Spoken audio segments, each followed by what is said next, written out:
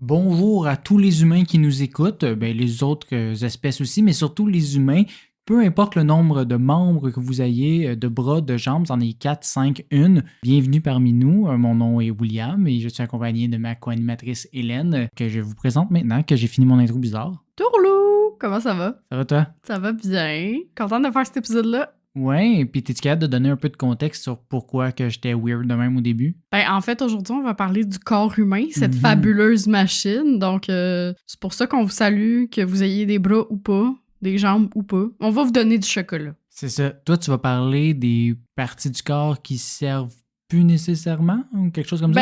Qui servent plus, qui nous apparaissent des fois inutiles, mais le sont peut-être pas tant que ça. Puis des organes dont on pourrait se passer. Bien curieux de savoir ça. Puis moi, après ça, je vais embarquer sur les parties du corps, mais des statues. Okay. Plus précisément, les pénis de statues et les nez de statues. J'en dis pas plus. Je te dis le mot pénis. Ouais, je vais le dire une couple de fois, mais avant ça, générique. Yes.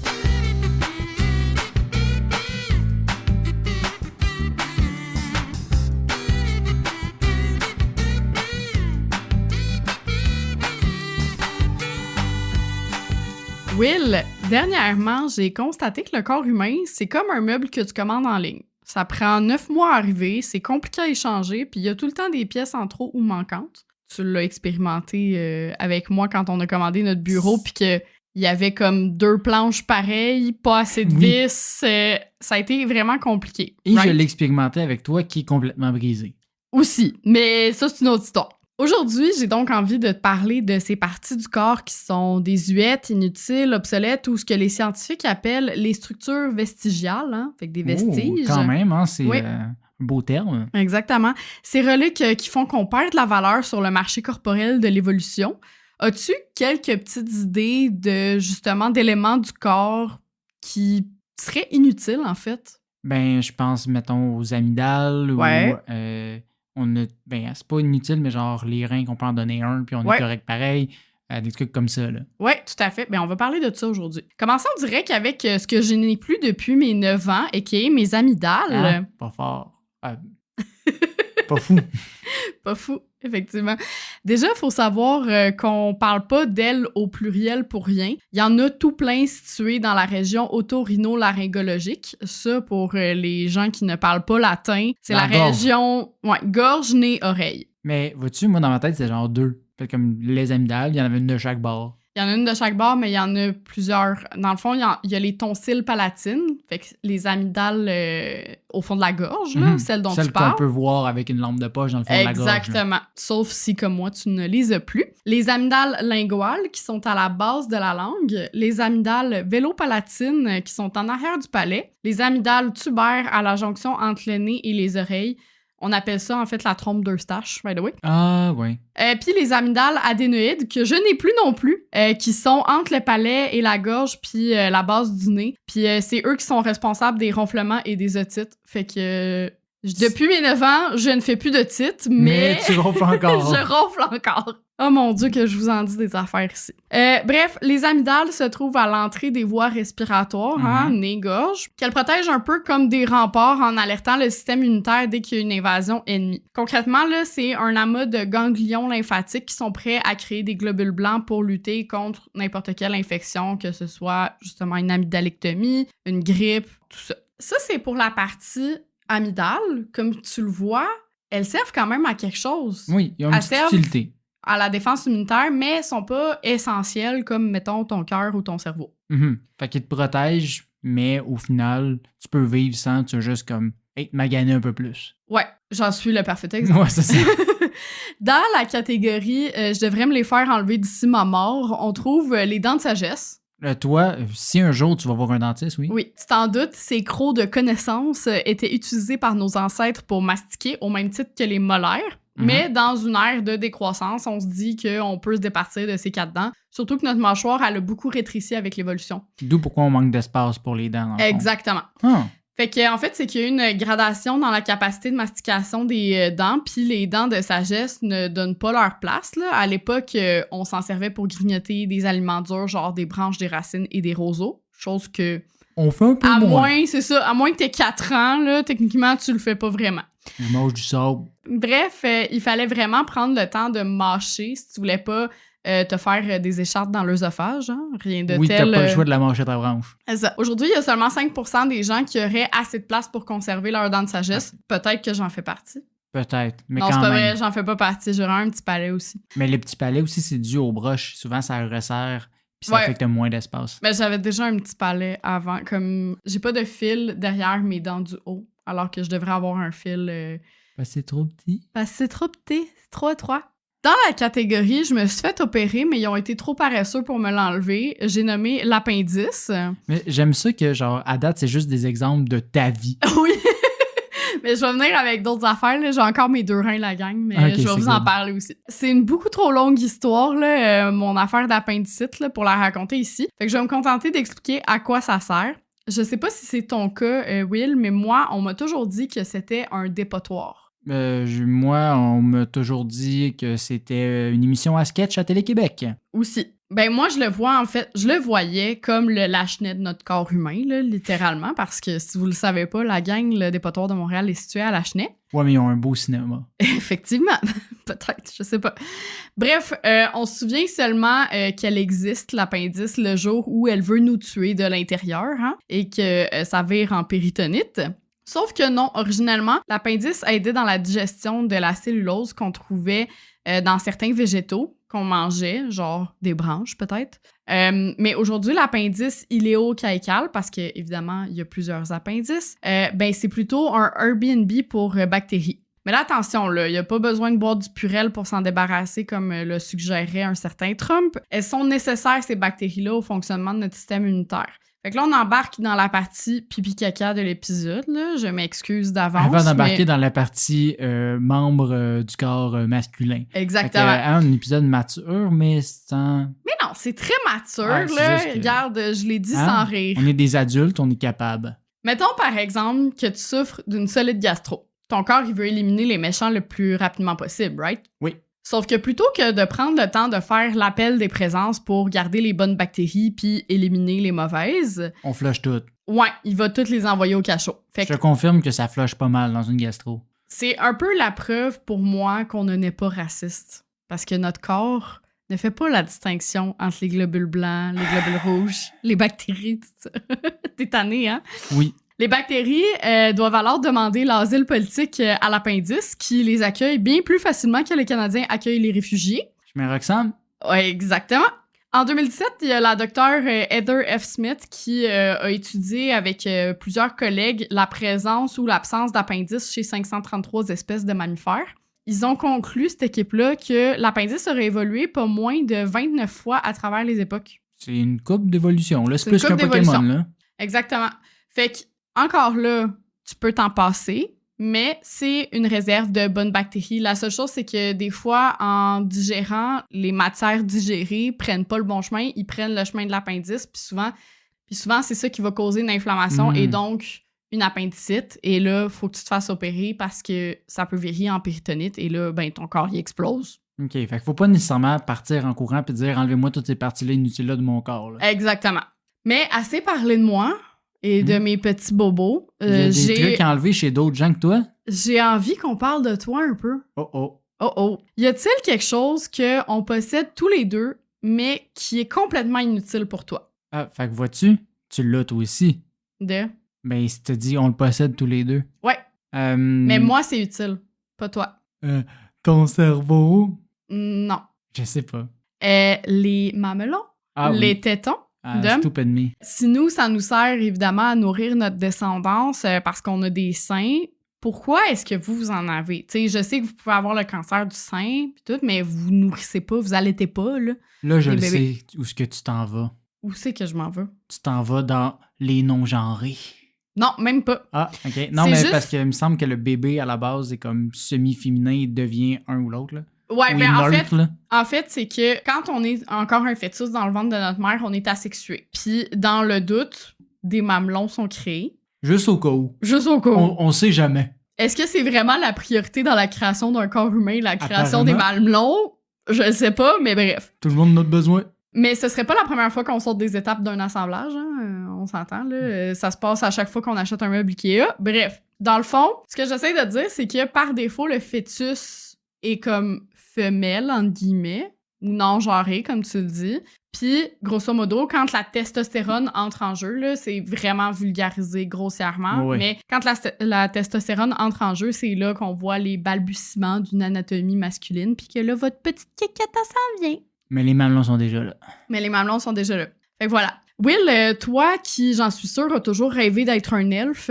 Ben, j'ai toujours rêvé d'être dans le monde du Seigneur des Anneaux, mais sans toute la souffrance qui vient avec. Fait que oui, l'ère des elfes, c'est un bon plan. Tu seras content d'apprendre que c'est peut-être possible, c'est peut-être le cas, en fait. Ok, j'ai hâte de voir ce que ton interprétation d'un elfe. Je suis pas experte, là, mais sur ton oreille gauche, il me semble avoir vu un tubercule de Darwin. Est-ce que tu sais c'est quoi? Non, mais je t'ai vu me regarder les oreilles l'autre soir, puis j'étais comme, qu'est-ce que tu fais? T'inquiète pas, là, je semble en avoir un mini aussi à l'oreille droite, moi, par contre, mais en partie caché par mes cheveux et mon piercing, là, donc je peux pas être intimidée par ça. Qu'est-ce que donc le tubercule de Darwin? C'est un amas de cartilage qui est rien d'autre, en fait, qu'une anomalie congénitale. Ça a l'air d'une petite boule, là, souvent sur l'oreille. Il y en a chez qui c'est plus proéminent que d'autres, mais ce qui fait que ton oreille est un petit peu pointue, grosso modo, sur le comme repli. Fait que j'ai une oreille plus pointue que l'autre. C'est ça que t'es en train de me dire. Mais c'est pas grave, je t'aime quand même. OK. Jadis, il semblerait que ça permettait justement un repli du haut de l'oreille sur le canal auditif. Comme un petit chien. Comme un petit chien, exactement. Parce que c'est pas la seule partie de l'oreille qui nous sert à rien. On a des muscles auriculaires, mais c'est complètement inutile. Ouais, parce qu'on les bouge pas, justement. C'est ça. Contrairement à plusieurs autres mammifères et 2-3 Kevin qui veulent impressionner en soirée, on n'est plus capable de bouger ces muscles-là, nous. Parce que oui, avant, on pouvait orienter nos oreilles vers un son sans même bouger la tête, mais aujourd'hui, c'est plus le cas avec l'évolution. Puis il y a seulement 20% de la population qui est capable de bouger ses oreilles encore, mais tu sais... C'est quand même plus que ce que je pensais. C'est plus que ce que je pensais, mais on s'entend, bouger, c'est pas non plus faire un 180 degrés, là. Non, c'est pas devenir le prince Charles tout d'un coup, là. Non, c'est ça. Transportons-nous vers le centre du visage, si tu le veux bien. Le nez. Là, ben... C'est inutile. T'es pas loin. Non, c'est pas le nez. Ça fait débat, mais pour plusieurs scientifiques, les sinus ne serviraient qu'à s'inflammer pour nous causer des maux de tête, des soupçons de COVID et une douleur à la face tellement insoutenable que tu te demandes si tu t'es pas juste fait tabasser. Par contre, pour d'autres scientifiques, ben, c'est ce qui permettrait de réchauffer et d'humidifier l'air qu'on inspire, en plus d'avoir un impact sur la forme de notre crâne ou le son de notre voix. Fait que peut-être pas si inutile que ça, les sinus. Fait que pas de sinus, on aurait toutes la même voix. Ben, pas nécessairement toutes, mais... Ouais, non, mais ça a un impact, là. Ça a un impact. Ben, t'as juste à penser quand t'as le nez bouché, ta voix change aussi, fait que... Oui, exactement. Hmm. Pas très loin de cette région, on a le pli semi-lunaire de la conjonctivite ou la membrane nictitante, si tu préfères. Est-ce que tu sais c'est quoi? Ben, j'ai compris le mot conjonctivite, fait que je sais un peu où est-ce que tu t'en vas, là. Ouais, mais ça, en gros, c'est le coin de tes yeux tout sec qui est plein de kika le matin. Miam. C'est que nos ancêtres reptiliens, parce que oui, on était reptiliens On avant, confirme! il y avait une troisième paupière. Je sais que ça sonne un peu théorie du complot, là, Non, mais justement. comme un crocodile, justement, là. Exactement. Les oiseaux aussi en ont, puis ça permet de protéger les yeux du soleil et de les humidifier sans trop obstruer la vue. Fait que c'est comme un voile, en fait, puis Un tu peu peux voir à semi-transparent, travers. là. Exactement. Hmm. Autre vestige reptilien, les ongles. Puis les écailles aussi dans le cou, là, mais... Oui. Si aujourd'hui, ils servent à être manicurés, rongés ou passés sur un tableau pour crisper les oreilles, à l'époque, c'était des griffes qu'on avait, puis on s'en servait pour déchiqueter de la bouffe ou creuser la terre. Mais aujourd'hui, tu sais, tu peux creuser un petit peu, mais tu vas plus te servir de tes doigts que de tes ongles, puis... Pratique pour les guitaristes, pour les gens Ouais. qui font de la coke. Ouais, puis Pour, éplucher des clémentines. Mais c'est pas Ouais, mal ça. C'est ça. Parlons maintenant des fameux poils qu'on se tue à enlever, nous autres, les femmes, par tous les instruments de torture qui nous passent sous la main. Fait que tu parles-tu de mon poil entre mes deux sourcils? Exactement.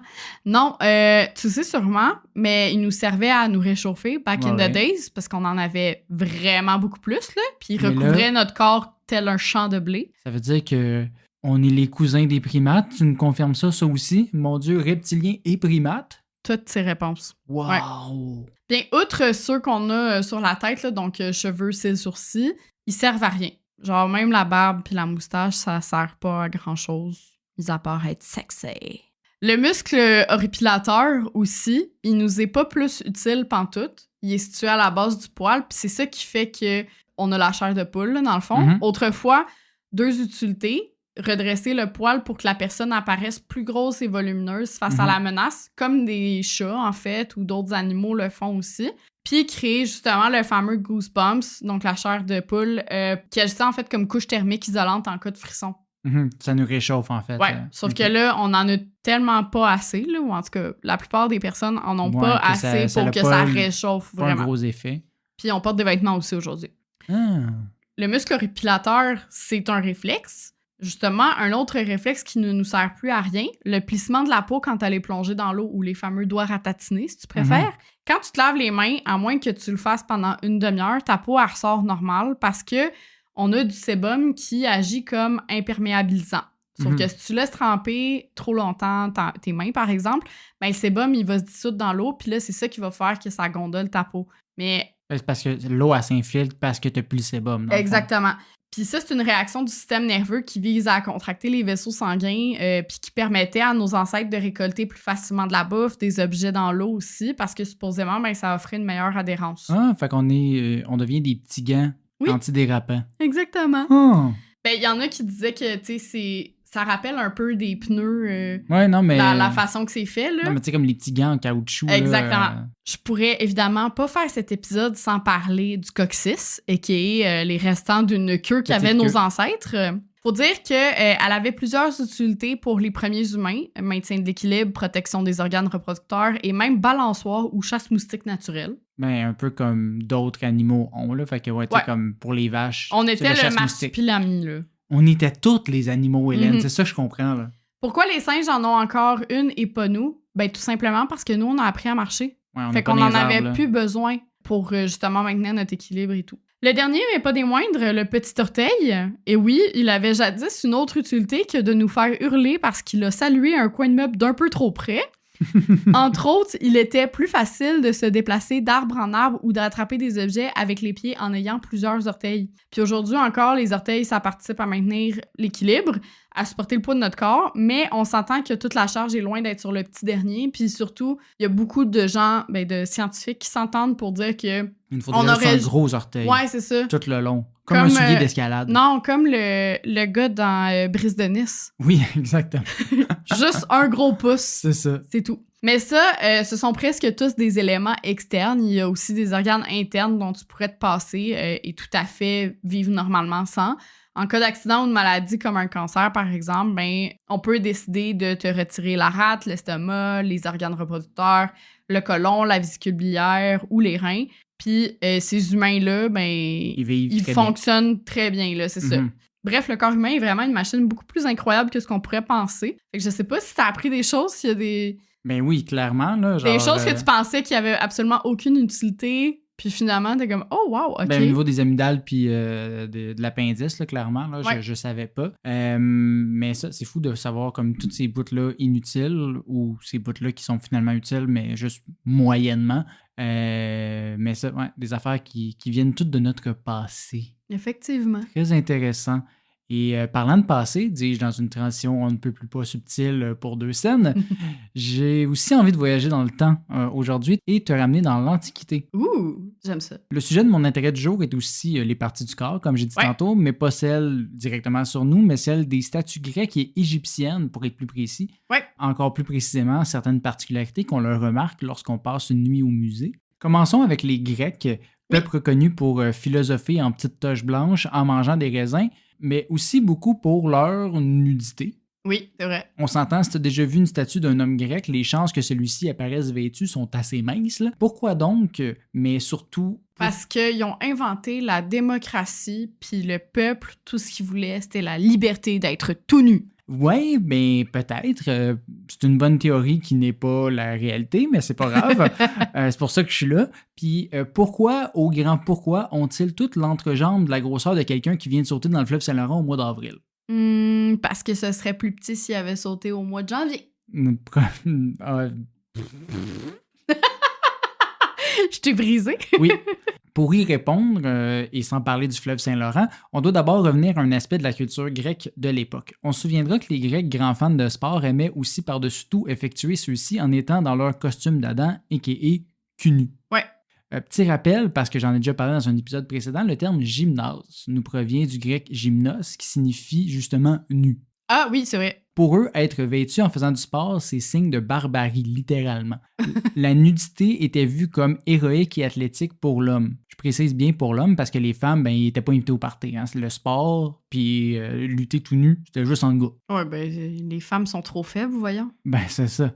Du coup, les statues grecques de gros gars musclés qu'on connaît aujourd'hui célébraient le corps de ces athlètes à leur pic. Elles démontraient alors la puissance potentielle de l'homme. Je mets l'emphase sur potentiel parce que ce n'était pas nécessairement un idéal des plus réalistes. Déjà, le monde, il n'y avait pas de chèque de protéines ou de nutritionniste pour les aider à avoir des abdos, mais si tu regardes aussi attentivement ces statues-là, la plupart ont plus d'abdos qu'un humain normal, puis ils ont moins de côtes aussi. Mm-hmm. Fait que tu peux juste pas anatomiquement atteindre cet idéal-là de la statue grecque qu'il montrait, mais c'était juste pour montrer, wow, qu'est-ce qu'on pourrait être. Donc, oui, ces statues-là, c'était littéralement l'ancêtre des magazines et de Photoshop pour te faire sentir petit dans tes shorts. On peut-tu passer cet extrait dans les écoles secondaires, s'il vous plaît? Puis, parlant de petit dans ses shorts, là, c'est le bout qu'on peut pas mettre dans les écoles nécessairement. What's up avec le pénis rikiki? Est-ce qu'il faut tirer comme conclusion que les hommes étaient moins bien membrés en Grèce? Ben, pas nécessairement. Les sculpteurs donnaient volontairement des organes plus petits que la moyenne à leur statue ultra musclée. Pourquoi? Parce que contrairement à aujourd'hui, un petit pénis était signe de virilité. OK. Pour la civilisation grecque, l'homme devait être rationnel, intelligent, contrôlé et être capable de surpasser son côté animal. Et avoir un petit pénis. Ben, l'homme idéal utilise la raison puis il n'est pas dominé par le désir. Du coup, un gros membre représentait indirectement l'homme de base qui pense juste avec son deuxième cerveau et qui est drivé par le sexe. On préférait que nos modèles masculins représentent la retenue, le contrôle de soi, contrairement à ces hommes qui ne pensent juste qu'à ça. Fait que, vu que ça se dit mal, tous ces attributs-là sur une statue, on le communiquait par un petit pénis. Fait que c'est pas parce qu'il avait peur de s'enfarger dedans puis ça faisait qu'il était plus faible. Non, c'était vraiment juste pour dire on met l'emphase sur le gars qui est bien cote puis qui est intelligent. Je comprends. Flavien Villard, un doctorant en histoire grecque à l'université 1 Panthéon-Sorbonne, un bon titre, qui est aussi spécialiste des questions de sexualité dans la Grèce antique. Chacun ses décisions de spécialité. Ce gars-là, c'est ma source principale de ce que je te dis depuis tantôt. Explique que la frénésie sexuelle, c'est aussi considéré un attribut féminin. Fait que c'est les femmes qui sont prêtes de se contrôler dans la chambre à coucher. Les hommes, oui, ils sont hystériques. C'est ça, c'est folle frette. Ceci étant dit, si nos héros ont des petits pénis flasques, j'ai aussi malheureusement, pour mes yeux chastes, découvert, encore à cause de Flavien, d'autres types de statues grecques de l'époque qu'on ne verrait pas nécessairement dans les musées ouverts à tout âge. Tes yeux chastes, tu dis ça juste parce que ta mère nous écoute. C'est ça, mais tu connais les satyres? Oui. Ces créatures demi-homme, demi-bouc de la mythologie grecque? Oui. Ben, ils sont pas tous aussi gentils que celui dans Hercule ou dans Percy Jackson. Parce qu'ils servaient justement comme imagerie pour la folie, la luxure et la perversion sexuelle. Du coup, il existe beaucoup, je dis beaucoup, de statues de satyres avec un bon gros shaft bien bandé. Oui, j'en ai déjà vu. Ben, c'est ça. Ben, c'est un peu weird quand même à regarder parce que genre, il est quasiment de la longueur du satyre, là, souvent. Mon quick Google, après avoir pris cette info, a pu voir que c'est malheureusement une imagerie qui semble toujours très utilisée et vendue. Donc, vous aussi pouvez avoir votre petit satyre bandé à la maison. T'as clairement trouvé une nouvelle catégorie porno, là? Ben non, sûrement pas de nouvelle. J'ai pas été aussi loin que ça. J'étais allé sur Google Images quand même. D'ailleurs, parlant de trucs que je ne peux unsee, j'ai aussi appris par le fait même de ces étranges recherches que malgré toute cette nudité, il était mal vu chez les Grecs de se montrer le gland. OK. Fallait qu'ils se mettent sur un cache-gland, un cache-cou. Ouais, ben en fait, attends, ils pouvaient montrer leur pénis, mais pas le gland. Oui. Oh my ça God. aussi, ils mettaient une petite tuque. Ben, presque. C'est plus weird que ça. En fait, ils utilisaient ce qu'on appelle un kynodesme. Ça aussi, ça se trouve sur Google si vous voulez. C'est une sorte de corde attachée à la taille, mais aussi, après ça, au bout du prépuce. Mm-hmm. Fait que comme la petite peau recouvre attachée en haut du gland. Okay. Le confort semble pas très optimal de ce que j'ai vu. Tu sais, j'ai pas regardé très longtemps, j'ai pas testé, mais c'est ça. Tout ça pour vous dire que les satyres, eux, ils ont pas de petite corde autour, puis on voit très bien leur bout sur leur statue comparativement aux statues grecques où ce que tu vois souvent la peau bien... Mais dans le fond, c'est bien un string positionnée. trop petit. Non, c'est comme, tu fais c'est attaché à la taille, puis après ça, tu fais un nœud OK. en haut du gland. OK, ça passe pas par les faunes. Ça passe pas par les faunes, c'est attaché à la taille. OK. Puis après ça descend les deux bouts de la corde s'en viennent faire un nœud. Ouais, ça a l'air confortable. Ouais, mais c'était à la taille parce que c'est comme ça, tu pouvais décider si tu voulais te le remonter puis te le coller en haut ou en bas. Ok, j'en connais beaucoup trop. Maintenant, sur ce sujet, si vous voulez voir ça, ça sera pas sur notre Instagram. Non. Fait que faites vos recherches tout seul. Ceci étant dit, les petits pénis, quant à eux, sont demeurés un idéal au niveau des statues. Tu sais, ça a comme quitté la culture grecque, mais c'est devenu un idéal pour les statues que les Romains ont volé avec tout le reste qu'ils ont volé aux Grecs. Puis ça s'est même rendu au Moyen-Âge avec le David de Michel-Ange. Oui. Qui a repris cette image-là, même si ça l'a fâché l'Église, puis ils ont dit de mettre une petite feuille devant. Oui, mais l'Église, à l'époque, puis même encore aujourd'hui, ils se fâchent pour tout. Ouais, c'est ça. Ceci, c'est tout de même perdu avec les siècles, parce que sinon, on ferait pas de blagues sur les grosses corvettes, puis on parlerait pas de BDE récemment. BDE? Big Dick Energy. Tu suis pas le slang des jeunes, Hélène. Faut que tu suives. Malheureusement. Mais bon, les micro-pénis... Je pense pas que nos auditeurs... plus âgés savaient non plus c'était quoi. Non, mais je me souviens pas c'est où. Je pense que je pense que c'était à Fox News, il parlait de ça, puis il était comme, si vous savez pas c'est quoi, demandez à vos jeunes. Puis j'étais comme, si tu demandes ça à ton enfant, ça va être une belle conversation. Tes kids qui te font ton éducation sexuelle. Ça, exact. Wow! Le rêve. Mais bon, les micro-pénis ne sont pas la seule chose qu'on remarque de nos jours en voyant une statue datant de l'Antiquité ou de l'ère classique. Bien souvent, elles vont aussi manquer d'autres parties du corps, souvent les mains, les bras, le nez ou la tête. Ouais. On peut prendre un exemple la Vénus de Milo, reconnue, mais qui n'a pour pas être de bras. démembrée. C'était pas par design, hein, c'est bien parce que ses deux bras ont tombé à cette statue-là. Les bras, ils ont tombé. Oui. Parce qu'elle a vu un pénis. Oui, peut-être qu'elle a vu le gland du satyre, je sais pas. On s'entend, c'est une statue de vieille de 2000 ans, fait qu'elle a passé à travers bien des intempéries, donc c'est normal que les bras aient fini par tomber. Ces parties manquantes-là sont généralement explicables par l'usure naturelle au fil du temps. C'est souvent elles qui partent en premier, tandis que les jambes puis le torse sont généralement plus fixés solidement au socle de la statue. Fait que c'est rare que tu vas les voir détruites. C'est pour ça que c'est souvent ça qui reste dans les musées. Par contre, bien que ça explique plusieurs cas, ça ne s'applique pas nécessairement aux statues égyptiennes. Ah, ils sont de côté. Non, c'est pas pour ça. Mais si tu as eu la chance de voir des bustes égyptiens dans un musée, tu as probablement remarqué que la plupart n'ont pas de nez, puis c'est pas un hasard. Parce que le sphinx en a pas, fait que les statues peuvent pas en avoir. Non, c'est pas à cause du sphinx, même si la cause est semblable. Obélix? Non, c'est pas lui. En fait, ces statues-là auraient été volontairement endommagées dans l'Antiquité. OK. Pourquoi? Il faut d'abord comprendre que dans la culture de l'époque, les Égyptiens ont une vision plutôt complexe de l'être humain. Tandis que, mettons, dans notre culture judéo-chrétienne, on parle de corps et d'âme, chaque individu compte en lui une dizaine de composantes matérielles et immatérielles et il est important pour eux de conserver l'intégrité de l'être après la mort, d'où les divers rites et cérémonies effectués à l'époque. Tu sais, comme la momification, c'était justement pour conserver le corps intact dans la mort.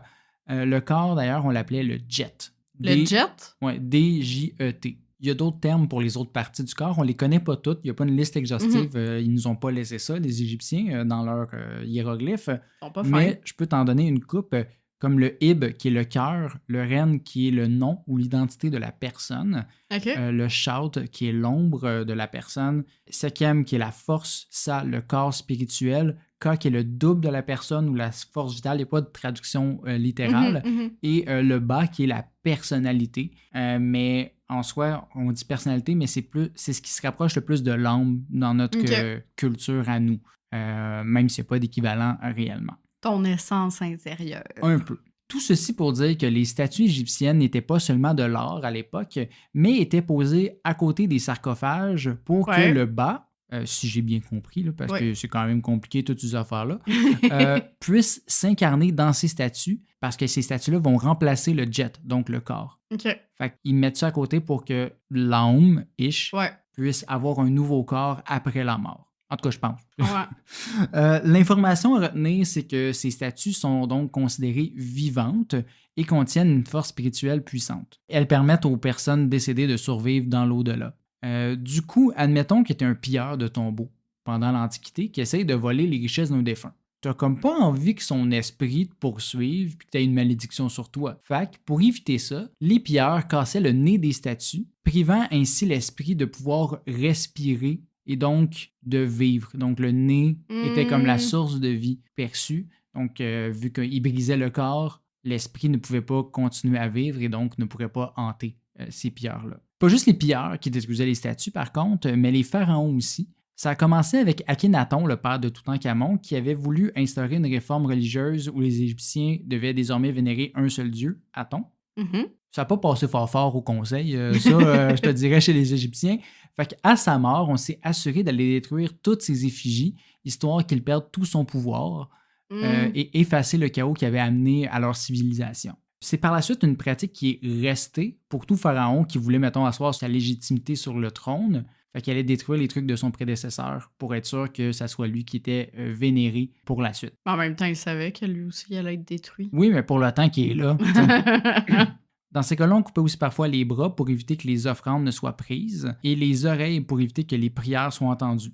On prenait pas de chance. On casse tout. Ben, les murs ont des oreilles. Il aurait pu la casser en 1000 morceaux, mais il enlevait vraiment juste les bouts spécifiques. Ouais. Chacun sa décision. Les parties du corps utiles. Laissez juste l'appendice plus les amygdales. Exact. Puis pour le sphinx, c'est pas précisé, c'est en théorie, mais ça aurait été justement des gens qui auraient détruit le nez pour éviter que ça soit toujours vénéré puis qu'il y ait des offrandes toujours dans ce coin-là. Par contre, ça serait mal placé de dire que c'est juste les Égyptiens qui faisaient ça, détruire des statues. Les grands vilains de l'humanité, les chrétiens, ont aussi participé à ces destructions-là. C'était-tu pendant les croisades? Un peu, hein. Fait qu'ils ont détruit les statues histoire d'empêcher le culte de ces sales païens, vénérer notre Dieu à nous. Ça s'est fait pas juste en Égypte, mais aussi en Grèce, parce qu'on a retrouvé une statue de la déesse Aphrodite, le nez cassé, avec une croix gravée dans le front. Pas mal un dead giveaway que c'est les chrétiens qui ont fait ça. C'est pas une intervention de Jesus himself, là. Ben, tu sais pas. Peut-être. T'étais-tu là? J'étais pas là, mais j'en doute Les miracles, fortement. ça existe? Oui, mais voilà. Parlant de miracles, on a appris plein d'affaires aujourd'hui. Tu pensais que j'allais dire l'épisode est fini? Oui. Non? Parlant de miracles, on a enfin fini de casser les oreilles. Enfin, vous allez pouvoir plus nous entendre. Mais non, faut chérir toutes les choses de la vie. Les petits apprentissages comme ça, moi, je trouve ça super nice. Puis si vous aimez ça, vous aussi, vous pouvez vous abonner sur toutes nos plateformes. Quelles sont nos plateformes, Hélène? Alors, il y a Spotify, YouTube, Apple Podcast, Google Podcast, puis bien évidemment les réseaux sociaux, là, Facebook, Instagram, TikTok. On vous promet qu'on recommence à être plus actifs sur TikTok. Ouais, c'est ça, parce qu'on dit on met plein de contenu, mais on le fait pas, mais on va le faire. Ben non, mais on le fait, mais on prend des petites pauses par-là. C'est ça. C'est ça. Le plein est relatif, mais on va recommencer là, à être actifs, la gang. Vous inquiétez We're pas. back! Fait que voilà. Sinon, ben, on se voit dans 2 semaines, right? Bye bye! Bye!